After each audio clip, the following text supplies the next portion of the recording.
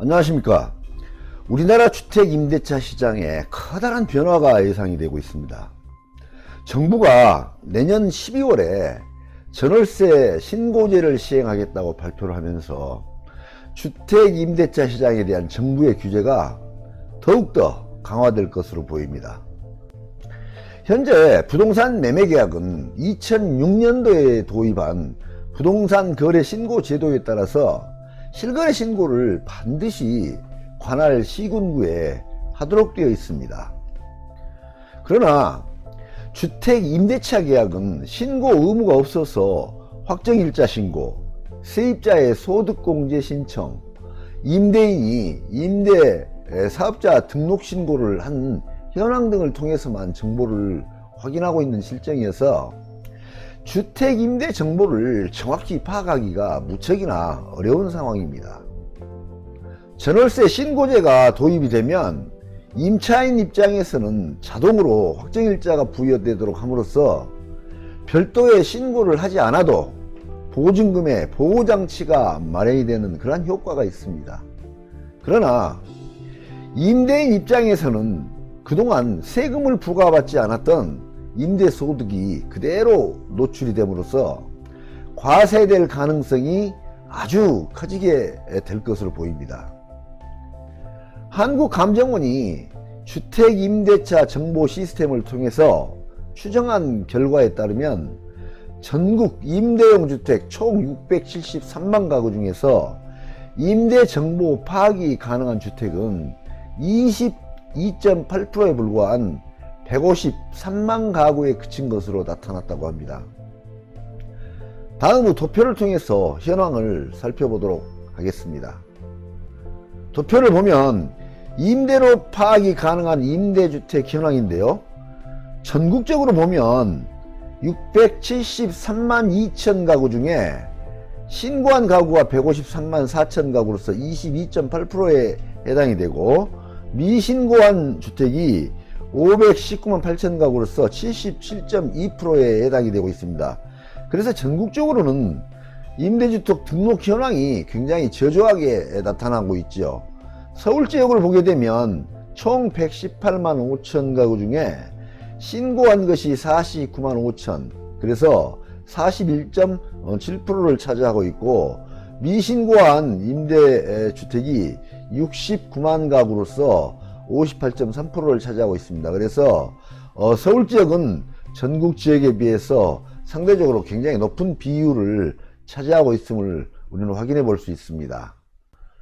주택 임대 과세 기준을 보게 되면 주택 수기준 과세 요건은, 월세는 1주택은 비과세를 하도록 되어 있습니다. 그리고 2주택 이상부터는 과세를 하고 있고요. 보증금에 대해서는 1주택, 2주택까지는 비과세를 하고 있고, 3주택 이상이면서 3억 이상인 경우에는 간주 임대료를 계산해서 과세를 하고 있습니다. 그리고 수익 금액 기준에서 과세 방법을 보게 되면 수익 금액이 2천만 원 이하에 대해서는 종합과세와 분리과세 중에 선택해서 신고를 할 수 있도록 되어 있고요. 2천만 원이 초과되면은 종합과세로 신고를 하도록 되어 있습니다. 그리고 1주택자일지라도 기준 시가가 9억 원이 초과된 주택의 월세는 과세를 하고 있습니다. 정부의 목표는 전월세 신고제 도입을 계기로 중장기적으로는 세입자가 2년 재계약을 요구할 수 있는 계약갱신 청구권, 임대료 인상률을 연 5% 이내로 제한하는 전월세 상한제 도입도 추진할 계획이라고 합니다.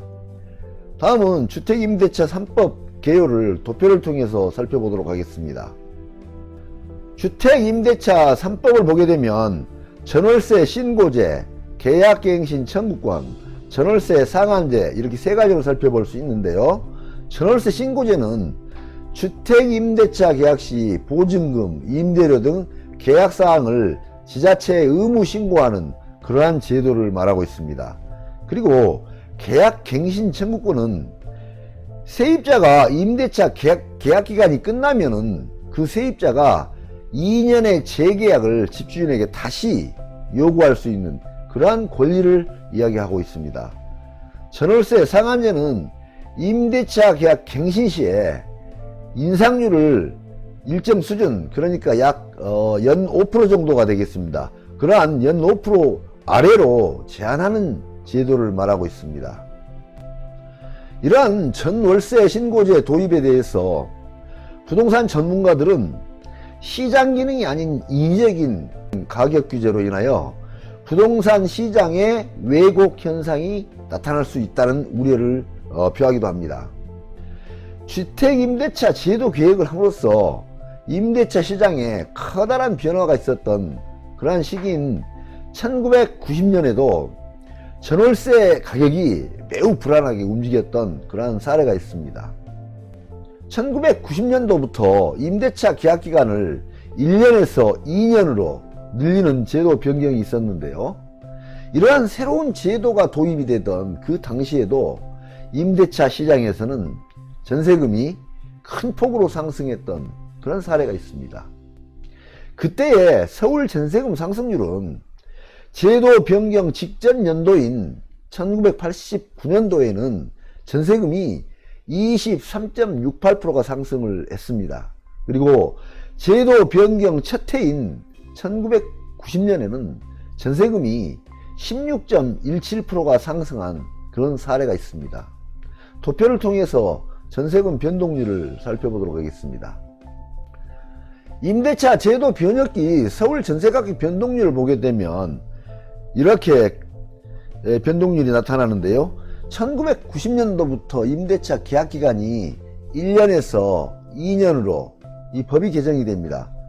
그래서 1989년도에 법이 개정이 되었는데, 법이 개정이 되던 당시 변동률을 보게 되면 23.68%의 커다란 변동률을 보이게 됩니다. 이렇게 크게 상승이 되고 있고요. 그 다음 1990년도부터 시행을 하게 되는데 그때도 16.1%라는 큰 상승률을 보이고 있습니다. 그래서 이렇게 제도 변경이 될 때는 그 다음에 전세금이나 월세를 올릴 수가 없기 때문에 미리서 집주인들이 크게 올리는 그러한 현상들이 나타나는 것을 우리는 확인해 볼 수 있습니다.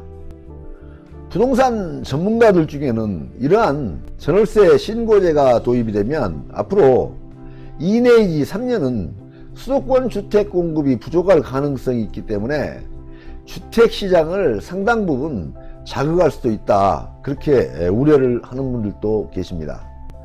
만일 전월세 신고제에 이어서 계약 갱신 청구권 그리고 전월세 상한제까지 연속적으로 도입이 된다면은 주택시장에서의 파장은 우리가 생각했던 것보다 훨씬 더 강해질 수도 있을 것이다, 그렇게 예상이 됩니다. 오늘은 전월세 신고제 도입과 관련된 내용에 대해서 말씀드렸습니다. 아무쪼록 많은 도움이 되시길 바랍니다. 감사합니다.